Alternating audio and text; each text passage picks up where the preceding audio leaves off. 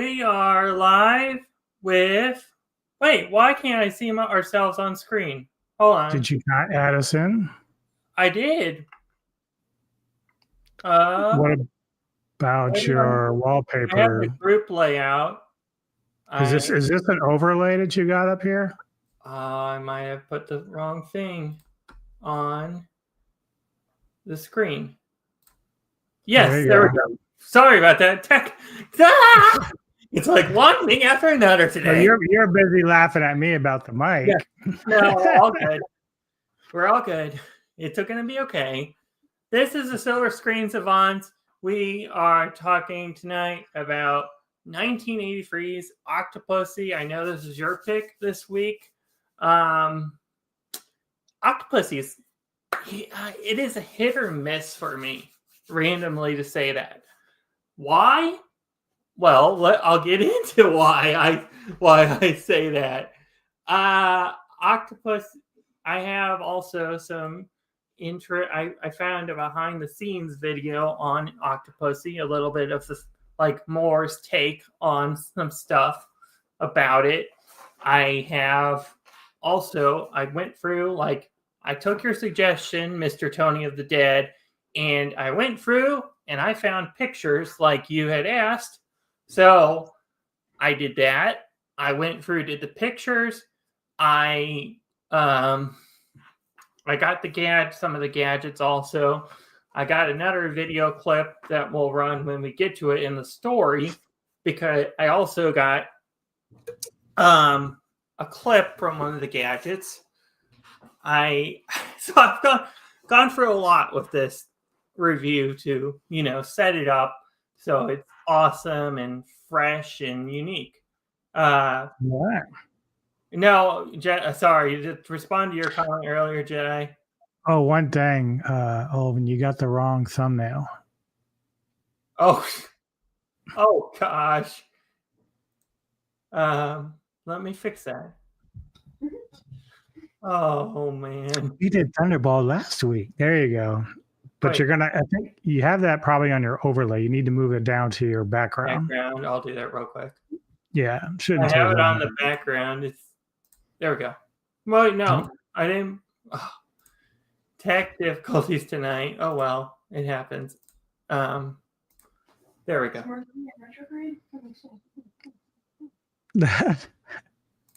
There we go. Hey, there we go. There we go. Mercury retrograde begins on November 9th, 2025. Did you work 2 times in a day, right, Anubis? He said that to you? Yeah. Well, I was with Jedi earlier and he had some issues. So it's been that kind of day. And Neka's like, it's Mercury retrograde. So, like. What this means. I also have some trivia questions for you based off this movie that I found. So this can kind of test your trivial knowledge of this movie, because I found them off this thing on X. There's a Twitter quiz they do every Sunday, like over Bond movies and stuff, like the gadgets, the characters and stuff. It's really fun. Definitely got to do it sometime. It tests your knowledge. It makes you get better at the subjects of the films and all that stuff. But enough jib-jabbing from me. This movie, Octopussy, it starts...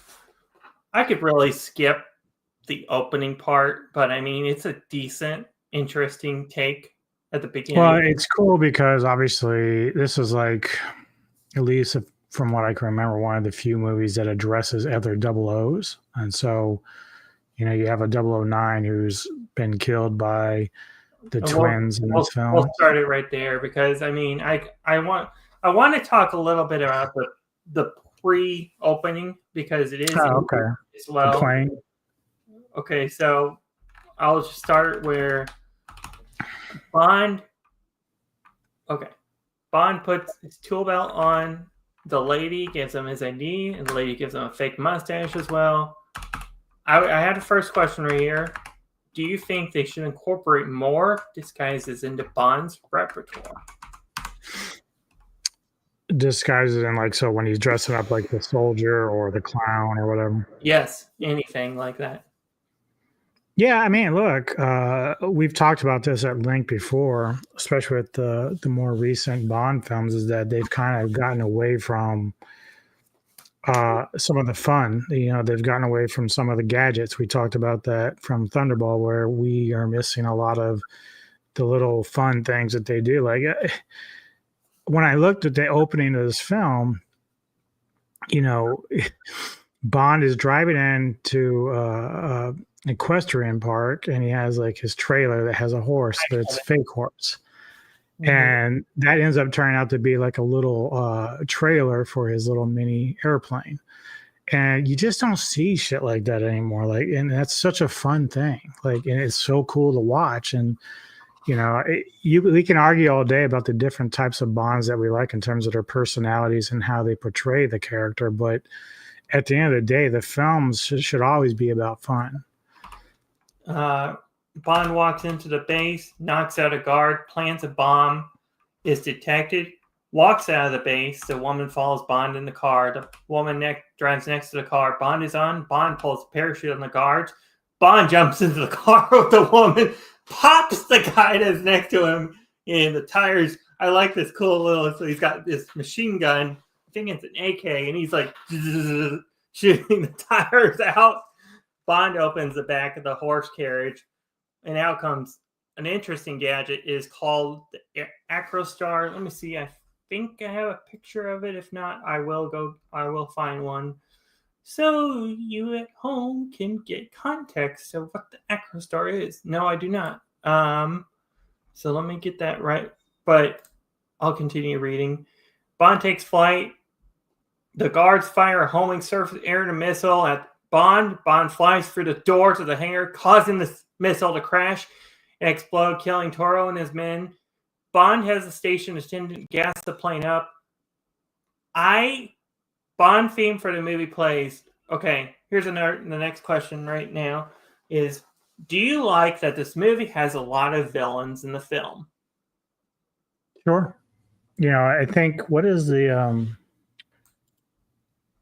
so the running time on this is an hour 30, but it seems kind of longer in some ways. But either way, to me, that's also like the meat and bones of a film. So you're able to put in, like, if a film can keep you engaged for a long period of time, and you're not bored, then you're getting your money's worth, and that's sort of what happens here. And so with that, you're able to create a plot where you can kind of explore some of these characters. So even though I think you would agree that we have Kamal Khan, and then you have Octopussy herself. Kamal Khan. You have her right-hand girl. I forget her name currently. And then you have the bodyguard for Kamal, the big dude. And so, and then of course the Russian renegade general. Like, so you're able to explore each one of them and not lose sight of who's who and what their purpose is in the film. And that's good. That's good writing. So yes, the answer is it's good to have multiple villains of any kind. I just found one. Perfect. I will show it right now. But this was sorry if I'm missing comments as well. Right. Okay. That whole first act was all done practically. And when the hangar blows up, it's all miniature. That's interesting. I didn't even know that. So that's something. Yeah, Jedi would know all about the explosions. He's our explosion guy.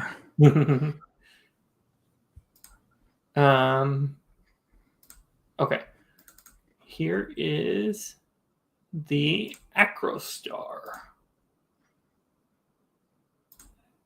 This is the Acrostar. Sorry if the picture's bad. I didn't mean to try and get That's perfect quality. But this was the plane that was introduced in this movie from the horse carriage. It came out, and it's interesting and different. Yeah, and it's fun because obviously after he goes through the hangar, he's running out of gas, so he lands the plane on a regular stretch of road, and then the wings fold up. So he ends up pulling into a gas station. And so you get that first quip. He's like, "Fill her up, please." And, you know, that's what makes it fun. And of course, that's one thing I've always loved about Roger Moore is he's very good at delivery with the comic and the comedy that he's trying to insert with whatever moment that he's in.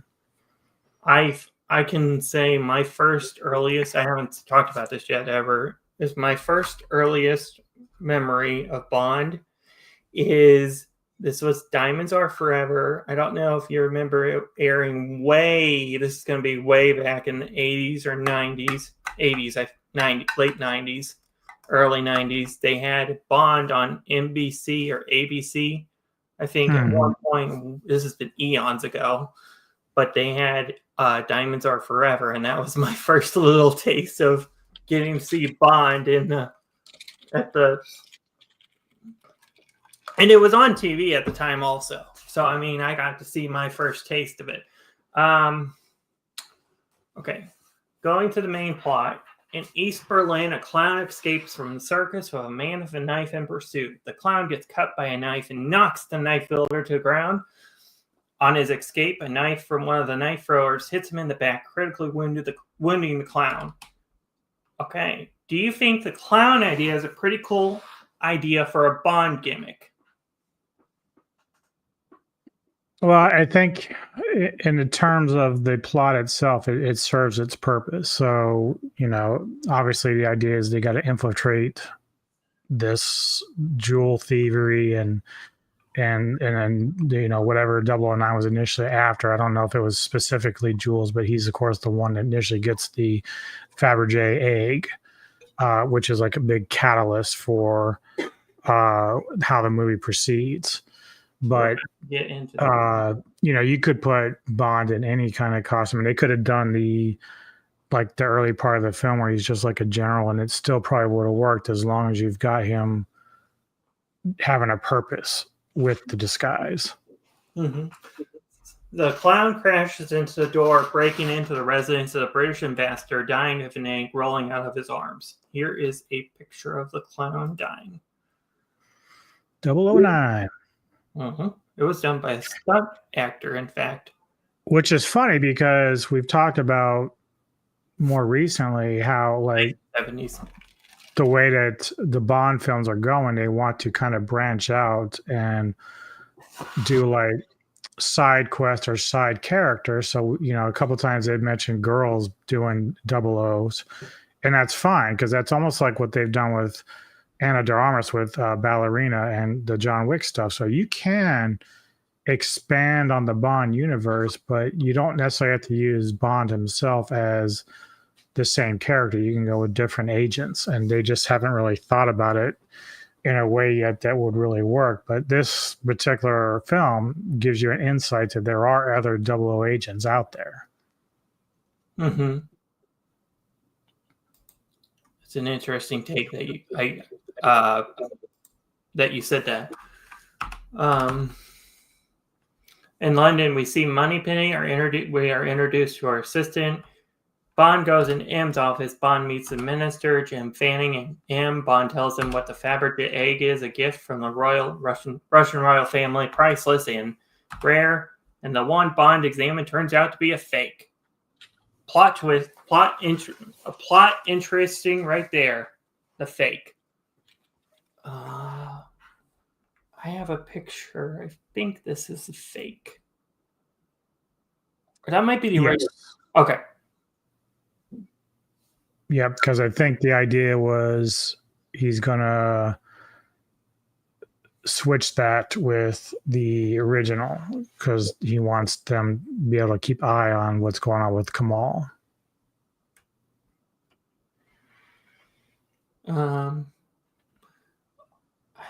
I also have some filming location pictures, so I'm trying to think if we have gotten to any.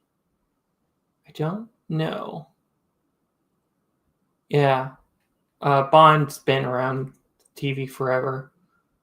I'm trying to do my best. There's a lot going on today. One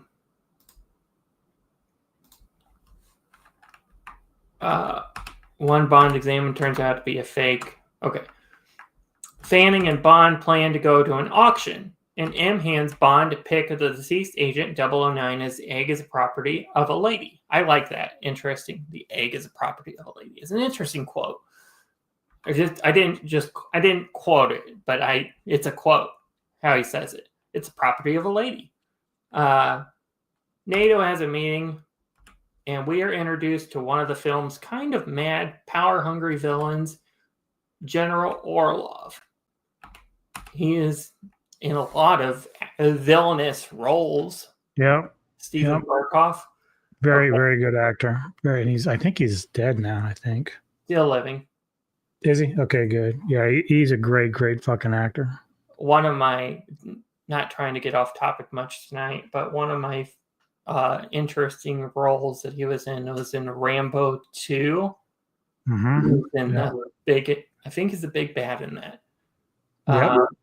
He's also in Beverly Hills Cop, Victor Maitland. He's been in a few films. Like he's been around for a while. He would have been an interesting villain now in Highlander had the timepiece era worked out. I could have seen him as a secondary kind of villain. That would have been interesting. That would have been an interesting choice. But NATO, okay. We are introduced to one of the film's kind of mad villains. General Orlov, wouldn't you agree, is a power-hungry type villain. In turn, he wants everything for himself. That's a question. What was the question? Sorry. Wouldn't you agree General Orlov is a power-hungry type villain? In turn, he wants everything for himself. No, not necessarily. He is power hungry, but he's more about control with the military, control with how Russia is seen amongst other countries. Now, Kamal, he's different. He's somebody who wants power. He wants the money. He wants the lifestyle.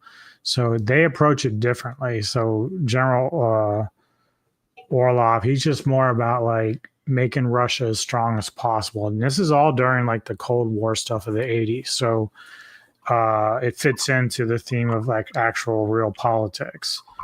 That's why you get movies like Firefox with Clint Eastwood dealing with similar themes.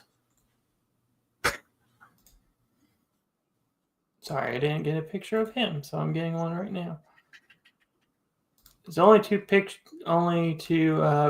villain that I missed, so it's okay. At least we've got a good idea, and plus that particular actor's been on a lot of stuff, so it's not hard to not know who he is. He is right here. Yeah, Steven Barkoff's. Speak to Victor Maitland. I think Orlov explains his plan of having the tank divisions in Czechoslovakia and Western Germany. Having the tank divisions in Czechoslovakia and Western Germany, a 10-1 advantage for NATO, a lightning thrust from the north, and Czechoslovakia leads to total victory in 5 days against any possible defense scenario. Orlov's secretary gives them a message. I've never seen that one. Never heard of it. Clockwork Orange. Oh, what? Just say he's never seen a Clockwork Orange? Never heard of it. Orlov's secretary gives them a message. At the Kremlin, the forger tells Orlov the reproduction has been stolen in transit, and the knife thrower says it was lost in the river. At the auction, the auctioneer's assistant brings out the fake egg property of a lady. The vendor says Bond gets the egg for £500,000. The man and the woman get in a car of a man in a turban driving away. The man in the turban, his name is Gobinda. I think this is an interesting henchman. This guy. Yeah. He was kind of badass. That whole like crushing the dice in his hands and everything. Like he was a pretty big. I don't think I mentioned that in the notes, but in the summary of this movie. But I tried to. I'm like, I don't think that's really a key part. But the buyer was a man named Kamal Khan. I know I have a picture of him. Oh, I didn't put in. Oh, there it is. I see it. Oh gosh, there's Kamal Khan. Great actor, by the way. In fact, he was in Swamp Thing as well. Bond goes to India in pursuit of Kamal Khan. Here's a question for you. The next question. Who's your favorite henchman in the Moore era of Bond? Ooh. What? Henchman or just villain, like the lead villain? Or Like, are you talking about just henchman? Like henchman, like Odd Job, for example. Is Okay. Wow. Ooh. Putting you on the spot. Yeah. I didn't mean to. No, it's okay. Even though I don't necessarily enjoy a lot of the movies that he's in, like in terms of compared to other Moore stuff, but my favorite probably be Jaws. Jaws would be my favorite henchman. Jaws to me stands out as phenomenal performance. Yeah, he's a really good henchman, but he was in movies that I didn't think were quite as strong as some of the other ones that I really love from the Moore era. In India, Bond meets Vijay and Suruddin. And I did not get a picture of the one guy that he meets, but I got a picture of Vijay. Because I think Vijay is more important than the other one. Because Vijay's in the movie more. Here's Vijay. Mm-hmm. Fun character. And again, because, even though he's not in the film a super long time, he's memorable. We actually feel for the character one way or the other. I'm getting my thing ready because I have trivia on the phone.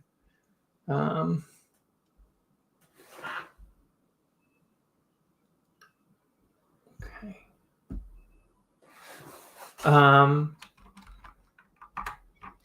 But yeah, he checks into the hotel, plays backgammon, wins against Khan, and we are also introduced to Magda.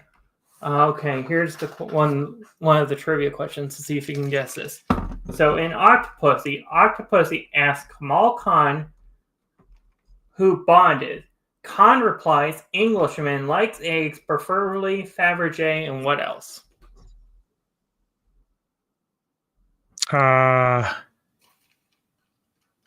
Fuck, I don't remember.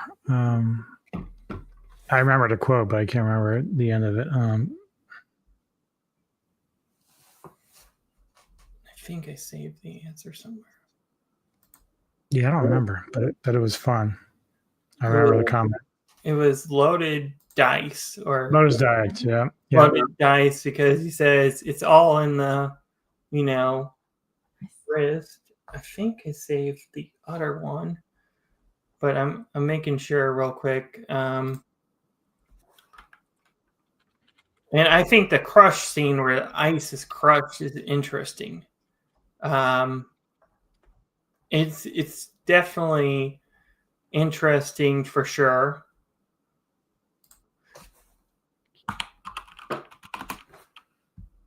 Sorry, I'm typing getting this other one because it was something to do with Octopussy.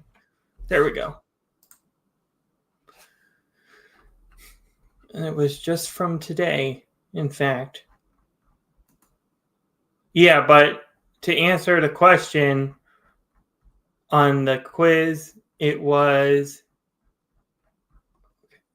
Mouse, you can be faster tonight. Give me one. Okay. So, dice preferably loaded. Yeah. Yeah, okay. You said that. Yeah. Mm-hmm.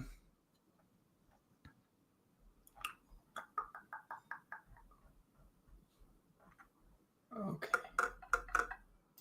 And then we have another question from Octopussy that says, Which bad guy would have got his henchmen to put W1A to AAA in the sat nav?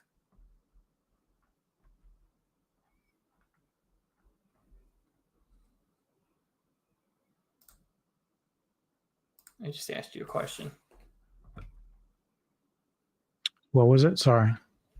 So I said, which bad guy would have got his henchmen to put W1A to AAA in the sat nav?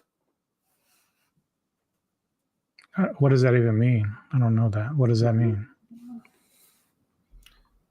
We'll find out the answer tomorrow, but I'm pretty sure it's from something that they say in the movie. Like it's the property of a lady. The quote. Oh, I don't know. The problem is trivia to me. Like, sure, I might know some of them, but I don't know a lot of them. Sorry. So I'm not an expert at all. I didn't know. I'm sorry. You're good. I mean, sometimes I can figure something out. Sometimes I don't recognize any of that, and I'm sure if I was told, I remember it. But after the game of backgammon, I skipped a lot of the key details in this because I wanted to keep the spoilers, free with this part.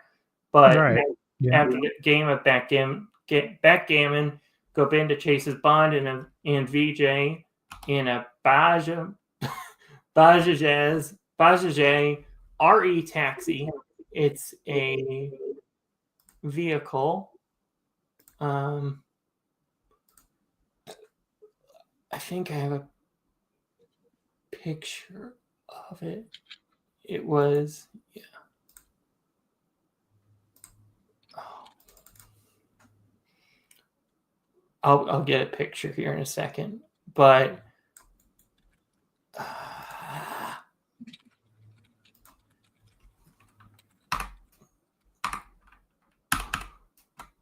a henchman chases Bond and VJ in a taxi. A henchman cuts his Bond's jacket, and Bond and VJ escape through a movie reel hanging down. I tried to keep the spoilers out because there are a little bit of details in.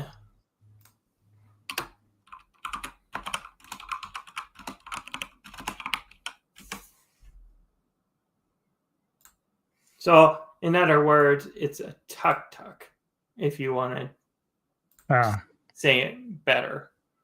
No, Jedi, you're fine with what you're saying about. And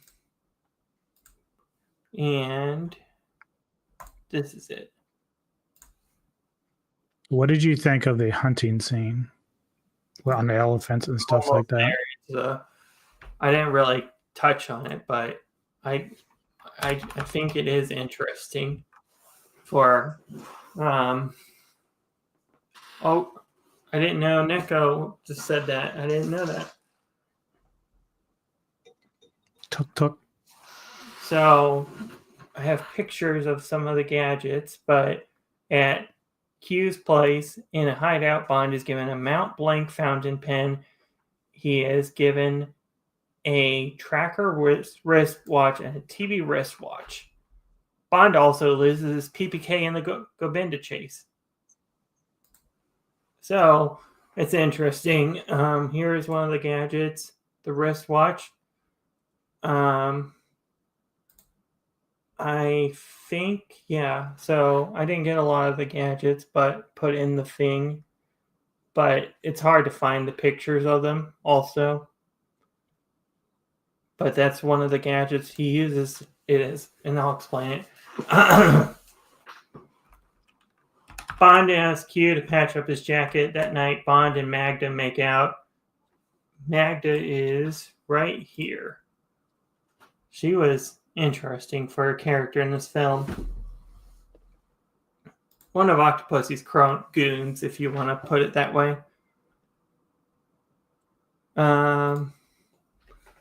That night, Bond and Magda make out. She steals a fake egg and leaves with Khan. Bond is knocked out by Gobinda, and Khan meets with Octopussy. Bond goes to dinner with Khan, and Magda twists the he twists the poison fountain pin. Acid comes out of the pin, dissolving the bars on the window of the cell, allowing Bond to escape. Orlov arrives at Kamal's place. Bond sneaks into the cellar, hides in a room where he listens into their conversation. Orlov smashes a fake egg. It's like he knew. It's like the movie logic. Explain it, you know? Mm-hmm. Bond hides in a room where dead bodies are. Orlov. Bond leaves Khan's hideout, and the chase is on from there for him. And that's where what you were talking about, the hunting scene, is. Mm-hmm. I thought it's interesting. I didn't really go into detail about it because I feel like that's really spoilerish, you know? So I don't want to really... I tried to keep it... Yes, it was the bladed yo-yo. Yep. Yeah, we'll be getting to that in a minute.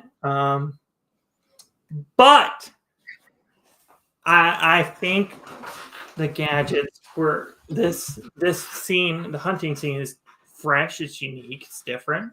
I mean, it's unique for its time. The Tarzan line where Bond...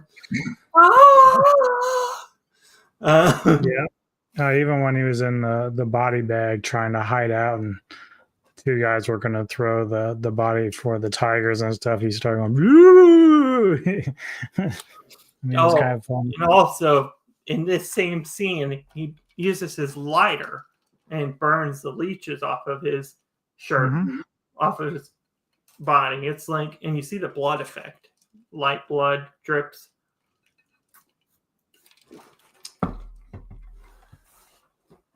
Okay. Bond escapes the hunting party, returns to the hideout in a creative idea for the film. He sneaks into Octopussy's palace in a crocodile submersible. I have a video of it, in fact, right here.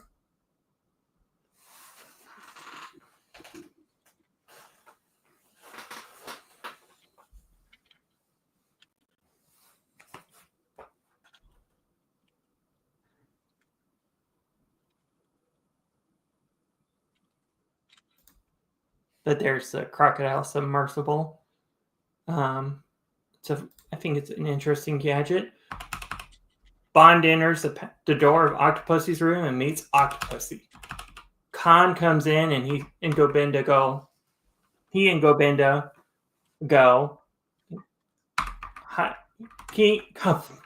me read this. Khan comes in and he and Govinda go hire thugs with wicked yo-yo blade saws to kill Bond. The yo-yo blade saws, I have a picture of them right here. Really deadly.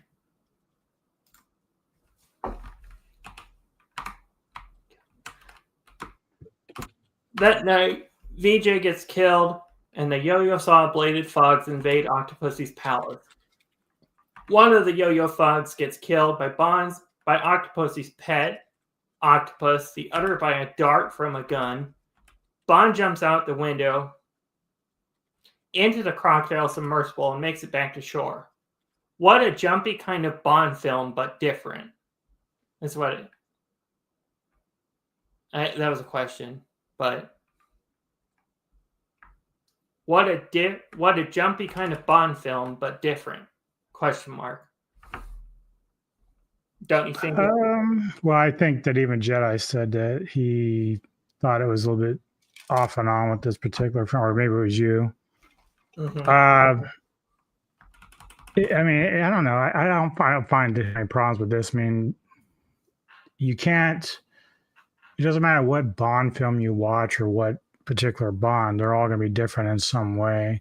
Now, granted, Moore during his time was a lot more diverse with the different movies that he was doing. I mean, the one that they were Moonraker and stuff like that was pretty crazy on its own. But even by the time you get to A View to a Kill, where really Christopher Walken goes to waste in that particular Bond film, it's like, you know, you get a lot of different stuff. And here's some trivia, a little bit of trivia. This ties into Die Another Oh, Day. that's right. Yes, it does. Yeah, I remember that. Yeah. But again, that's some of the fun that they don't really put in the films anymore. You miss out on a lot of the fun stuff. Bond goes to Karl Marxstadt, watches the two knife-throwing brothers Mishka and Grishka perform at the circus. Khan, Gobinda, and Orlov leave the circus. The Kremlin forager is arrested. Octopussy puts the jewels in the container and shuts the lid on them. A nuclear bomb is loaded. I have pictures of the brothers and the nuclear bomb. Here's Mishka and Grishka. These are interesting characters. And then I forgot to show Octopussy also. So there's Octopussy. And then for the bomb, there's the nuclear bomb.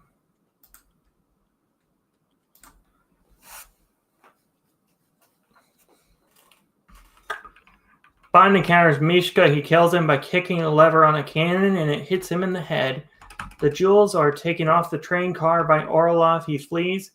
Bond kills 3 or 4 guards, takes Orlov's car that's got the jewels in it. Bond jumps from Orlov's car at the last minute and lands on the side of the train. I think that train, the Bond scene, so he's driving the car on the tracks to get to Orlov's, in Orlov's car, which actually has the jewels in it, onto the train is interesting.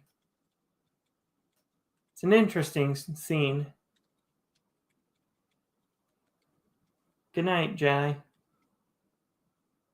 Night, brother. Mm-hmm.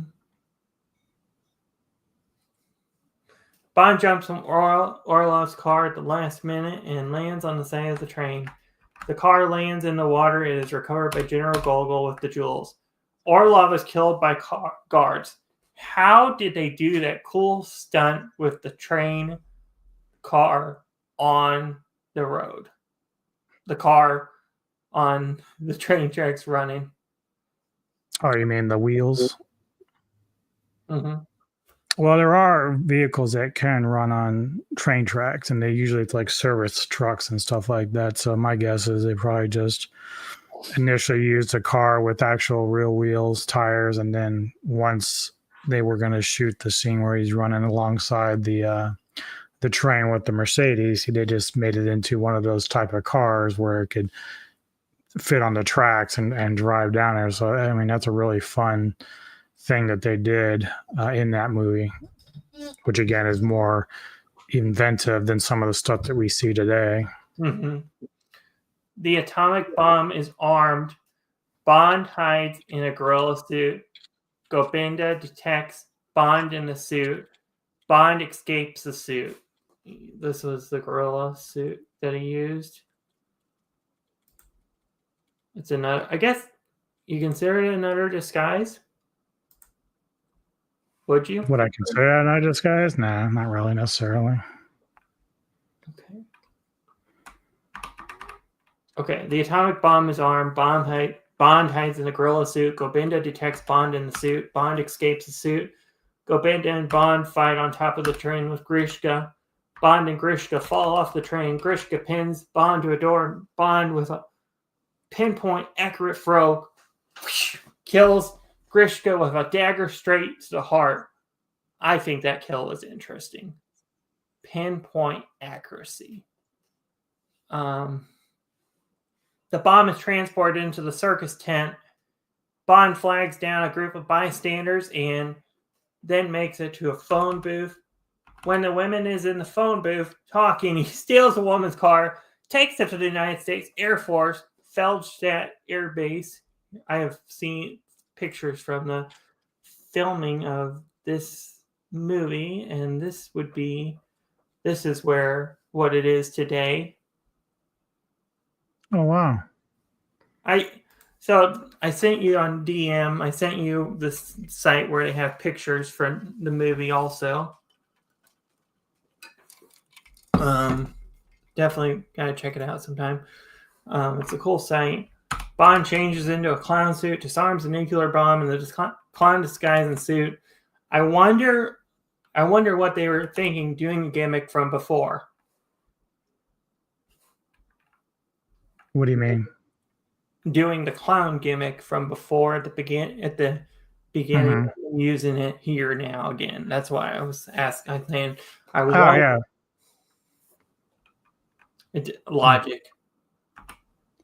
Yeah, no, it does kind of come full circle in some ways. Back in India at Octopussy's place, Khan shows up. Here's a logic gap. It doesn't show us how he got back to India. They don't they don't show him they show him just magically back in India, but they don't tell us how he got there. So, well, they can't drag it out too much. I mean, they have to kind of, in fact, there is that funny moment when Khan and his henchman is in the car and the car doesn't start right away. He gets worried that they're not going to get away from the bomb blast when it's supposed to go off. So that's really all you get in terms of him leaving the scene.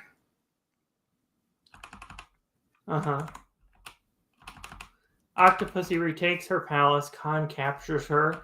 Bond arrives back to the palace via hot air balloon. Khan and Govinda escape the palace via plane. Bond steals a horse, catches up to the plane, jumps onto the plane from the horse. Govinda goes on top of the plane to kill Bond with his sword.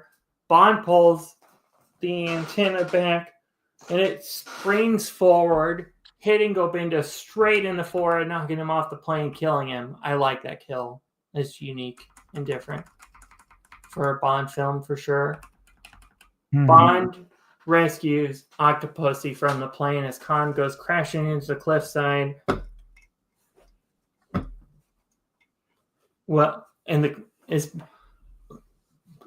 Bond rescues Octopussy from the plane as Khan goes crashing into the cliffside wall.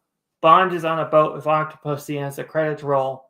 I think this is an 8.5 out of 10. Oh, sorry. I should have waited to do final thoughts in review. That's what. No, it's fine. I did. There are some cool things towards the end. I like the plane thing happening. You know, they're fighting outside the plane, the henchman and Bond, and then of course, the other cool thing was Octopussy, who, despite being a jewel thief, she has like her harem of girls that are all like skilled dancers and fighters. So female empowerment, basically, with her and that. And, you know, just some fun with Q there at the end when, you know, he saves him by bringing the air balloon down and they're all giving him attention. He's like, we don't have enough time for that, ladies. Calm down. He's all thinking he's a shit. But I was going to add one Bond moment that I would have added, and it's in the ending, is Bond is going down the stairs. He just goes machine gun running on the goons and guards and stuff. He slides down and shoots off the ball at the end so he doesn't rack his nuts on it. But yeah, again, this is the type of film to me. And granted, I'm biased because I am a Bond or a Roger Moore fan, but this is the type of film to me that is fun. And fun in all the right ways. There's always something fun going on. It doesn't necessarily take itself too seriously. Even though the subject matter can be serious, it just never really makes you feel dreadful or anything. It doesn't really drag it out in that way. A lot of good actors in it. Maud Adams, who is actually in this, is actually the only Bond girl to actually serve in 2 films. So she's been Bond girl twice. I can't remember the other film off the top of my head, but that's kind of a cool thing for her to have been a Bond girl twice. But I was going to say, I don't know if she's the only one, because there was the one in Dr. No, and then she reappears in From Russia with Love as the same character. So Maud was in this as well as The Man with the Golden Gun, which we did a while back. So she's been here twice. as far as a Bond girl. Oh my gosh. I think she's the only one that's done it twice, if I recall. Yeah, she's the only one to have done it twice in the Bond films. So she had history for it at the time. Mm-hmm. I'm pulling up some trivia. But I don't know if you knew this, but this is interesting. A magazine format comic book adaptation of Octopussy was produced in 1983 by Marvel Comics as the 22nd issue of their Marvel Comics Super Special Series, which had previously adapted for Your Eyes Only in issue 19. The adaptation was written by Steve Moore and illustrated by Paul Neary. I was going to say this would be Robert Brown's first appearance as M also. I didn't touch on that at all, but it's an error I'm noticing now, going back now, talking about that for the review. Robert Brown is the second actor to play M in the Bond history, because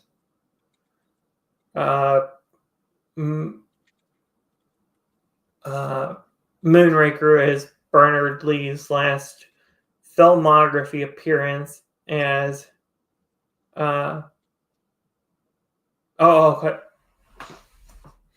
okay, here we go. It talks about it on the trivia. This is also the first movie to feature Robert Brown as M. It is unknown as to whether Brown is supposed to be playing the same character as Bernard Lee, Sir Miles Messervy, or a different one, possibly a promoted Admiral Hargreaves from The Spy Who Loved Me, as the films did not establish until GoldenEye that M is a title, some of which Fleming left ambiguous to the novels. The pre-title sequence was originally to take place in Moonraker, along with the concept of twin knife-throwing assassins over the Angel Falls, but this was shelved as the riverbed dried up. VJ was a professional tennis player in real life. The movie makes a spoof of this fact by having VJ fend off Kamal's henchman with a tennis racket, with the surrounding townspeople watch the conflict like a tennis match by repeatedly turning their heads left and right.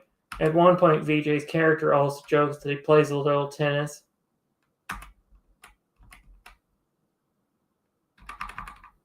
Octopussy's Palace is really the Lake Palace Hotel in Udaipur. There's so much trivia you could only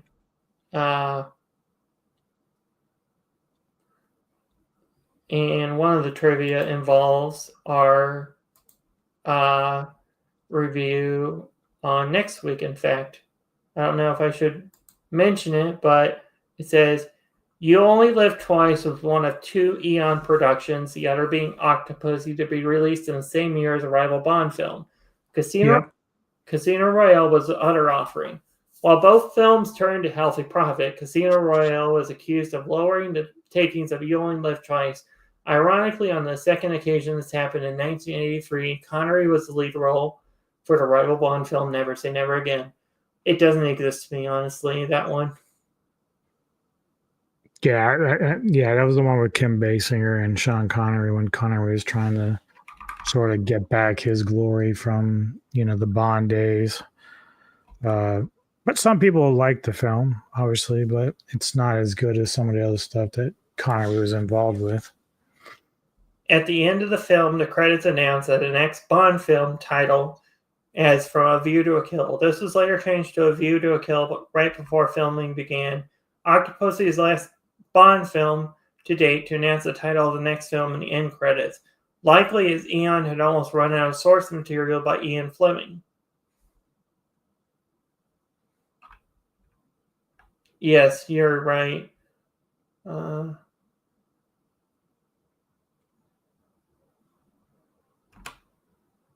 Wow. This is the second Bond movie to feature Maud Adams. The producers were reluctant to feature her again because her previous character was killed in The Man with the Golden Gun. She also returned back in A View to a Kill. I don't know who she is in A View to Kill. By this, Maud Adams is the only actress that portrays a Bond girl that can be seen in 3 movies. Yeah, she wasn't a main character in A View to a Kill, but yeah. When we do our rankings, I'll say my piece on A View to Kill there. Sure. We'll be doing that. We have a date on that, I'm sure. 29th. Yeah. Yep. So we will definitely get that done and underway this month. But yeah, so my final thoughts obviously is great film. It's one of my favorite Bond films, alongside a lot of Roger Moore stuff. Everyone knows by now I'm a big Roger Moore guy. I definitely love a lot of other Bond films, but this era was the best for me. It's what I grew up with pretty much, and enjoyed a lot of Roger Moore stuff. So for me, it's still a 10 out of 10 for me with this film. Boy, are our review scores different. That's how it works. Oh, by the way, I didn't show these, but these are some of the locations of the filming. This is the Kremlin. This would be the Kremlin. This is Greenwich. I don't know if is it Greenwich or Greenwich. Here's the palace on the lake. Very nice. And here's the old war office. Here's a little bit of the extra gadgets that I didn't talk about. But this is a rope climber. And then they had this cool little gadget, the spike door trap.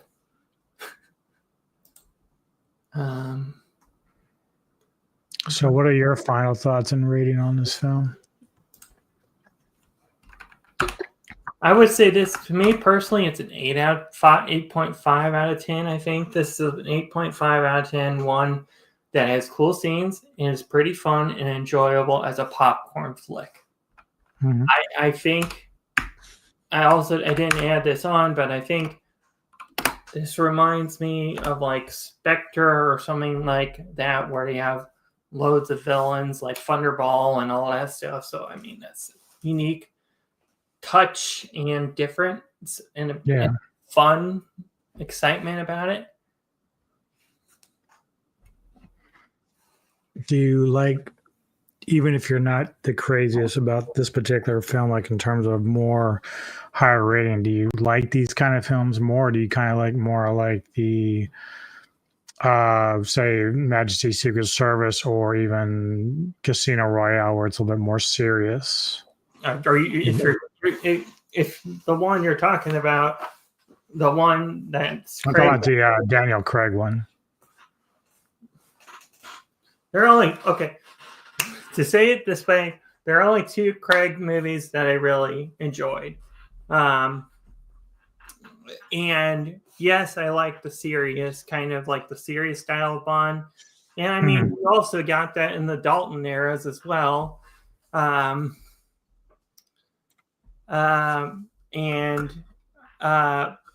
also you get that with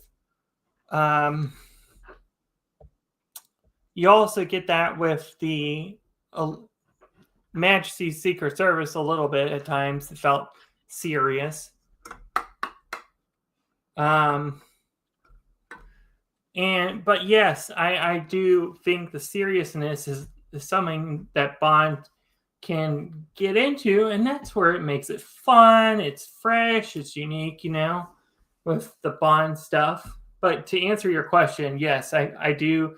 I'm a fan of a mixture of the Bond movie types. So I like the seriousness in certain ones, and then I like the not so serious as well.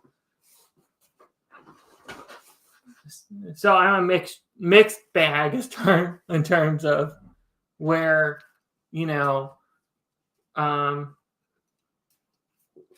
which ones I like most, which ones I don't as much. Mm-hmm. I would say if I had to look off my rankings and say, like, which ones for more, there are a couple on there that stood out to me that made the top. And then everyone is on there. So I've got my rankings set. But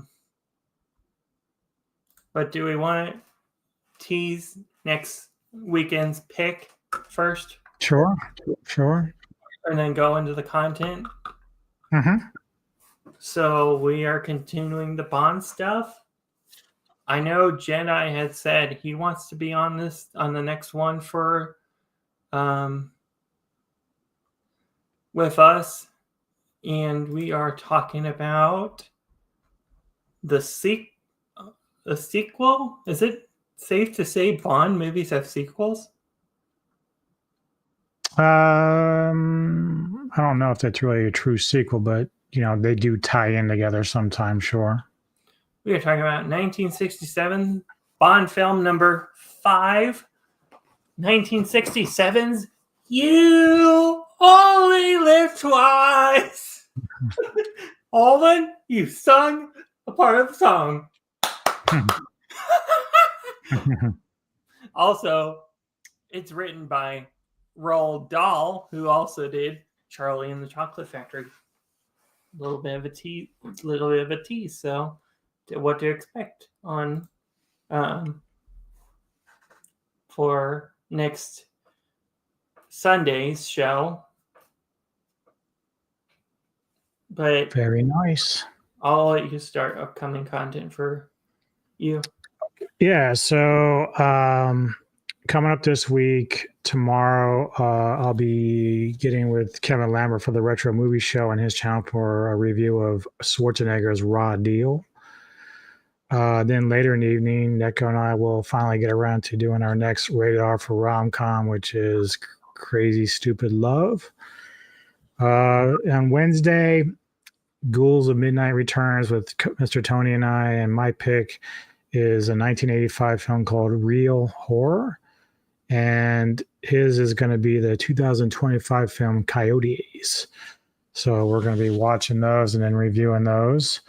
I don't know what else I'm going to fit in between the week as far as like my own content, just like whether it's trailer reactions or whatever, I'll figure it out. But Friday is movie day. Neko and I are going to be going down to Maryland to do my little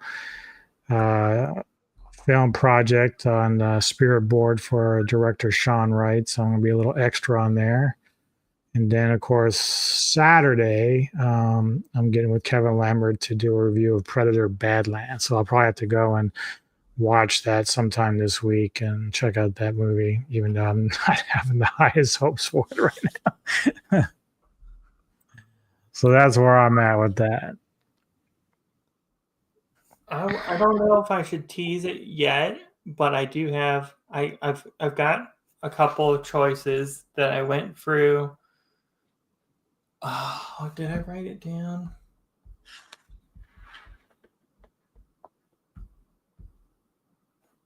Yeah, I don't think I did. Wait, I did on. I'll message it to you, but I've got.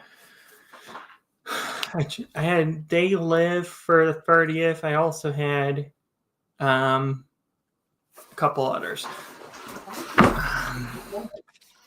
I myself would personally like to do the next franchise I would like to cover on Savants after the Bonds.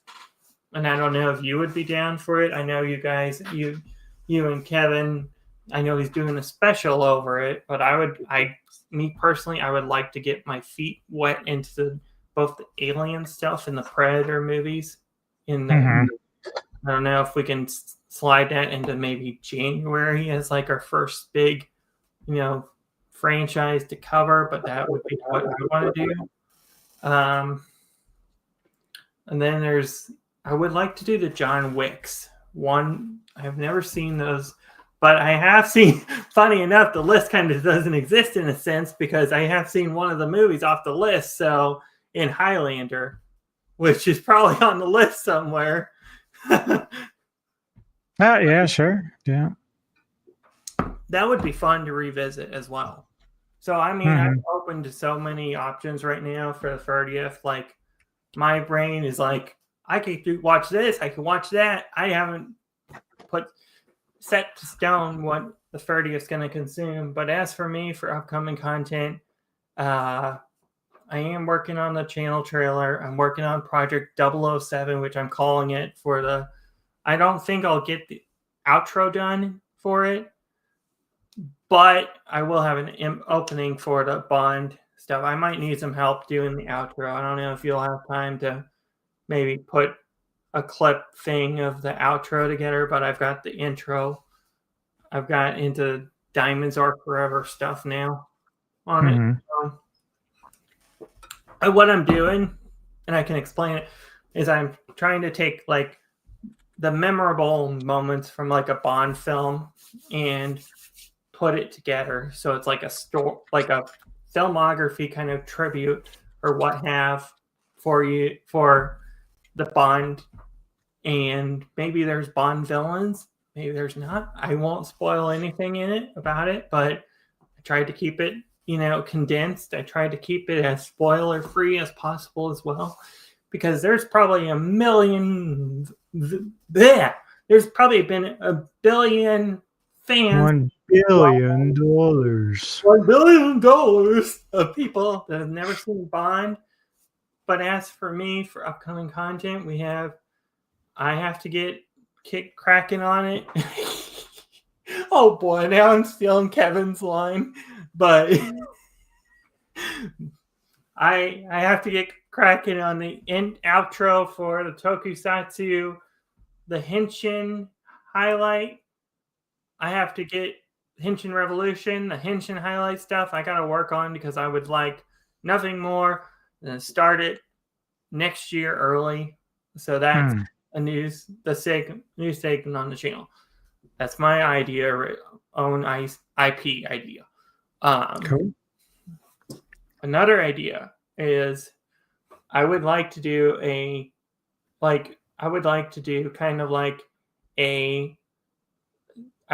specials on Savants if possible in the future.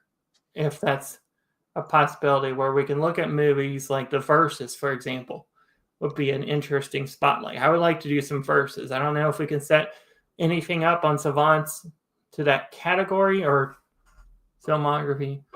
But you've already kind of done like the horror version of Savant, so yeah, you could end up doing like a separate Versus section. So yeah.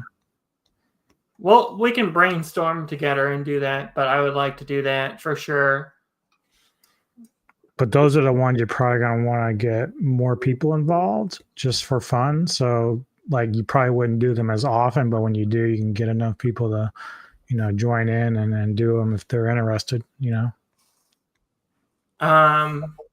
Also, I know for a fact that me and Gojira 851, I hate to do it. I don't want to, but I don't know what to do with the one series we're doing, because he's just been so busy. It's like, I don't know if I hate to drop it, but I just don't know. So I'm going to just leave it be right now until he gets around to, I hate to do it as a content creator to make content, but what else do I have? What other choice? You know what I mean? At the time when you're sure. With you him. Kind of just move on and do what you can, and then if he ever gets freed up, then you can go back and revisit it. And it's kind of like the same way with the comic stuff. I don't know. We had that idea going. I think he's just been slammed busy and real busy with life and everything that comes with life, and I completely understand. I know that for sure.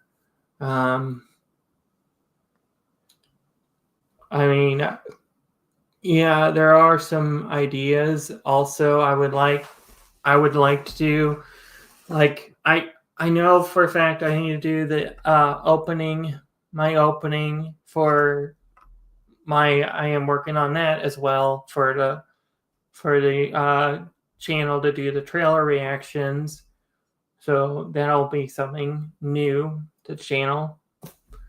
I know for a fact the Henshin Highlight will be something fresh as well. So it'll be a lore show where you could do lore.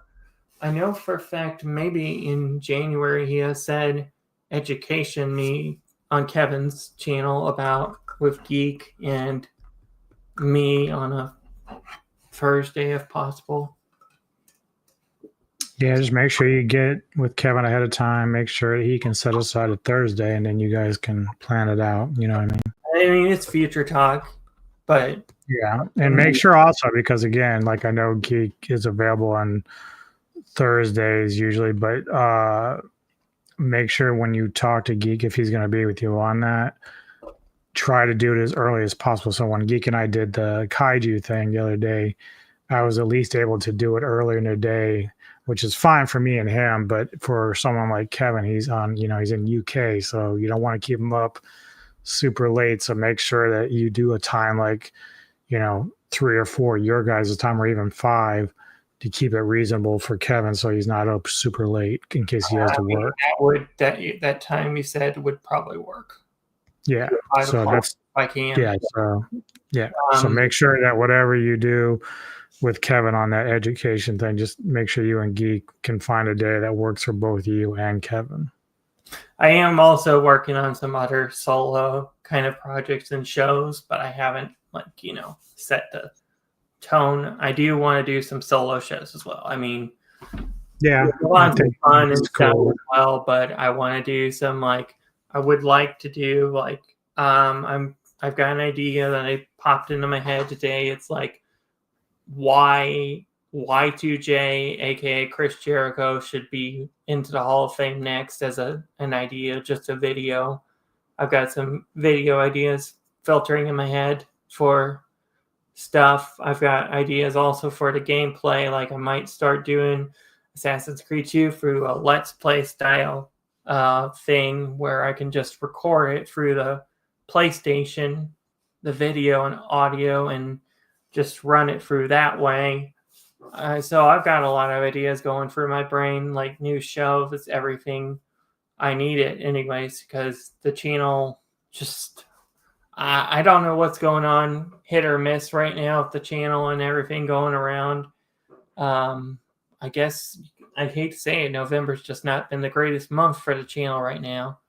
And I'm trying to do my best, calm, just not giving up, trying to outmaneuver. I want to do some also tributes to movies, video games, other stuff. So that'll for sure be on the channel in the future. So, I mean, cool. Other than that, because before I met all you guys, that's what I used to do is I did tributes. I did tributes to movies. I did tribute. I need to get back into the things you love. You know what I mean? Yeah. That's me. Yeah. And the tokusatsu stuff. Indeed, I want to get tributes rolling for those as well. But I hate to keep us delayed because of stuff talking. But this has been the Silver Screen Savants. Oh, yeah. Also, next Sunday is You Only Live Twice. I don't think I said that. So, well, yeah, you said you were going to move them to Sunday, so that's fine. So we're good. At least until I can get some of this content, because I feel like I'm so busy getting content down that I just it's like you want to have the time to de-stress, relax, and enjoy life. And right now, that time where it's hectic with life. Most definitely. Then the Silver Screen Savants, episode 23, Octopussy 1983, next Sunday, 7 p.m. Central, 8 o'clock your time, and 7. Hopefully, I don't know if that'll work with Jedi. We might have to move it. He should be okay, unless you have to move it up a little bit, but that should be fine. Or I can move it back a couple hours as well. Because he's like the same time. Yeah. So. But anyways, this has been the Silver Screen Savants episode 23, Octopussy 1983. Let us know in the comments down below, what you thought of this movie. Do you like it? Do you not like it? I was going to ask you, do you have a favorite Bond moment for this movie before we get out of here? And Is there a reason why you would recommend this if somebody's never seen this movie? My favorite moment. Ooh. I like when having sex on the circuit bed. Neko. I don't know. Again, I can tell you this. I can recommend this movie because it's fun. It's just a lot of fun. Like, you're not going to be bored. There's a lot of crazy stuff going on. A lot of good chases. A lot of good, cool items, and you know, the items that you talk about when Bond uses his inventions and stuff. So it's just fun. So if I had to like recommend a film for people to watch that never seen Bond, this would probably be one of them, just because it is a fun film. But yeah, this has been the Silver Screen Savants. We will see you next Sunday, 7:00 Central, 8:00 Eastern, and whatever time zones else watch this on Sunday. It's on Sunday temporarily, so don't get used to it, I guess you could say. But this has been the Silver Screen Savants. We will see you next Sunday for You Only Live Twice. peace.